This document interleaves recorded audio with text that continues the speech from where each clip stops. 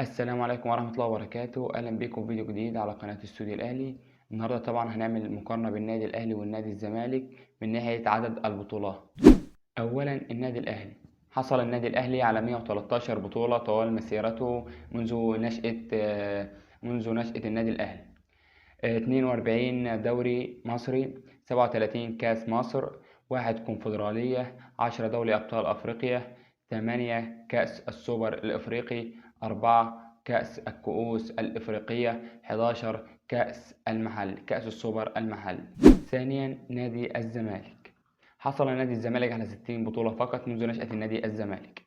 14 دوري مصري، 28 كأس مصر، 4 كأس السوبر المصري، 4 كأس السوبر الإفريقي، 5 أبطال أفريقيا، 1 البطولة العربية، 1 الكونفدرالية، 1 كأس الكؤوس الإفريقي. وده طبعا غير ان نادي الزمالك اخر فتره واقع جدا، ودي حاجه ملاحظه وباينه جدا طبعا لان مفيش مدرب في الزمالك حاليا.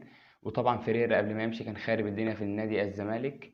وطبعا لسه المدرب الجديد ما جاش، واللي بيدرب النادي الزمالك حاليا واحد من الجهاز الفني بتاع نادي الزمالك. طبعا اخر ماتشين للنادي الزمالك، امبارح فاز النادي الزمالك على البنك الاهلي 1-0 هدف الونش. والماتش اللي قبليه النادي الزمالك والنادي المصري، طبعا فاز النادي المصري على نادي الزمالك بنتيجة 3-2 بعد النادي الزمالك ما كان فاز 2-0 في الشوط الأول.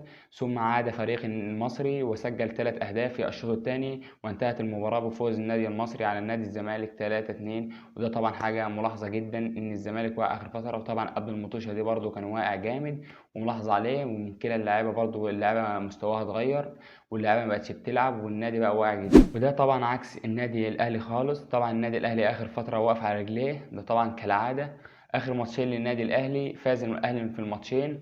الماتش اللي فات على طول كان الاهلي وغزل المحله، فاز النادي الاهلي 3-0 على غزل المحله وكان ماتش جميل. الماتش اللي قبليه فاز النادي الاهلي على الهلال السوداني، المباراه اللي صعدتنا في ابطال افريقيا. فاز النادي الاهلي برضه 3-0 وكان مباراه رائعه، وكان قدام اللعبه بتاع الاهلي تسجل اهداف اكتر من كده.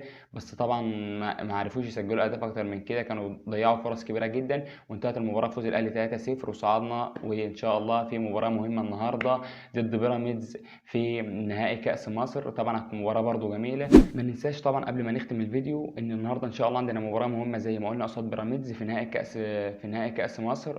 طبعا المباراه هتكون الساعه 9:15، وان شاء الله قبل الماتش بحوالي نصف ساعه او ساعه اول ما التشكيله الرسميه تنزل هطلع في فيديو قصير او فيديو شورت، وان شاء الله هقول التشكيله الرسميه اللي هتبدا بها المباراه للفريقين، او هحاول على الاقل اجيب التشكيله الرسميه للنادي الاهلي وانشرها ان شاء الله. فيا ريت تستنونا ان شاء الله. وبكده نكون وصلنا لنهايه حلقتنا النهارده. ما تنساش تصلي على الرسول وتعمل فيديو بلايك وشير وكومنت وتشترك في القناه لو انت مش مشترك وتفعل زر الجرس. والسلام عليكم ورحمه الله وبركاته.